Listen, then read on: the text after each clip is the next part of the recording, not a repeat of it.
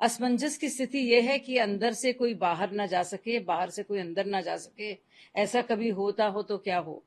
तो यही हालत है केजरीवाल जी की, अंदर से बाहर आ रहे हैं, बाहर से अंदर आ रहे हैं। ये सिलसिला मुझे लगता है चलता रहेगा, क्योंकि जो केसेस हैं, जो चार्जेस हैं, जो इल्जाम हैं और जिस तरह के सबूत हैं वो पुख्ता हैं।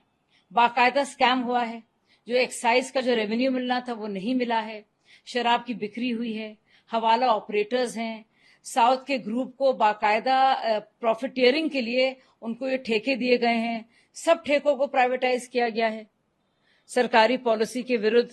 और जो ठेके में बिक्री करके एक्साइज को फायदा नहीं हुआ है, स्टेट ट्रेजरी को फायदा नहीं हुआ है, आम लोगों को फायदा नहीं हुआ है, बल्कि नुकसान हुआ है। फायदा किसका हुआ है? शराब के विक्रेताओं को, और जो थोक में काम कर रहे हैं यानी कि होलसेलर्स को और शराब कंपनियों को। तो ये साफ जाहिर है, इसी की वजह से मनीष सिसोदिया इतने दिन तक जेल में है। इसी की वजह से चाहे वो विजय नायर हों या मगुंटा रेड्डी हों, उनसे पूछताछ की गई है। चाहे वो दिनेश अरोरा हों या अमित अरोरा हों या जो भी हवाला ऑपरेटर्स हों, उनके साथ पूछताछ हुई है कि कविता अभी भी जेल में है। तो जाहिर है बहुत बड़ा केस तो ये है। अब उनके तार केजरीवाल से किस तरह जुड़े हैं? केजरीवाल खुद संयोजक हैं, पूरे पार्टी के हेड हैं, और बाकायदा ये पैसा गोवा में इस्तेमाल हुआ है, कैश में इस्तेमाल हुआ है ये पूरा पैसा। तो जाहिर है कब तक भागेंगे। तो ये अंदर बाहर, बाहर अंदर, जेल से बेल, बेल से जेल की जो स्थिति इनकी है ये बनी रहेगी। ये आज की बात नहीं है सिर्फ। जितना न्याय व्यवस्था का अपमान केजरीवाल जी और उनकी पार्टी ने एक बार नहीं कई कई बार किया है, मुझे लगता है उनको इसके लिए ना सिर्फ शर्मिंदा होना चाहिए बल्कि माफी मांगनी चाहिए। जिस तरह से आप देख रहे हैं कि उनको बेल मिली सिर्फ प्रचार करने के लिए, जिस तरह से कल भी ट्रायल कोर्ट ने बेल दी, साफ जाहिर है कि कोई दुर्भावना उनके खिलाफ नहीं है।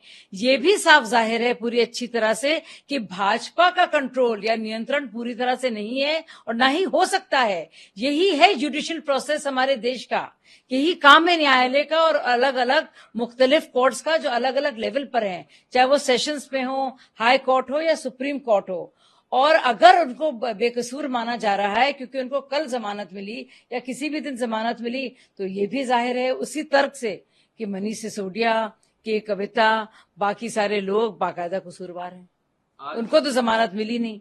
और एक और बात जो लगातार ये केजरीवाल जी कहते रहते हैं और उनके साथी कहते रहते हैं कि देखिए मगुंडा रेड्डी या शरद रेड्डी या बाकी लोग क्योंकि अप्रूवर बने इसलिए उनको बेल मिला। केजरीवाल जी को कल बेल क्यों मिला था ट्रायल कोर्ट से? क्या वो भी अप्रूवर बन गए?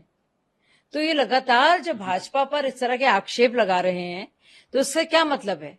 और इससे साफ जाहिर है कि वो लगातार झूठ बोल रहे थे। अब तो जब बेल मिल जाता है तो अदालत बड़ी अच्छी हो जाती है, जब बेल नहीं मिलता है तो भाजपा जिम्मेदार होती है। ये किस तरह के दोहरे मापदंड है उनके? अगर आपने चोरी की है, रिश्वतखोरी की है, मुनाफाखोरी की है, तो जाहिर सी बात है जेल तो आपको जाना पड़ेगा।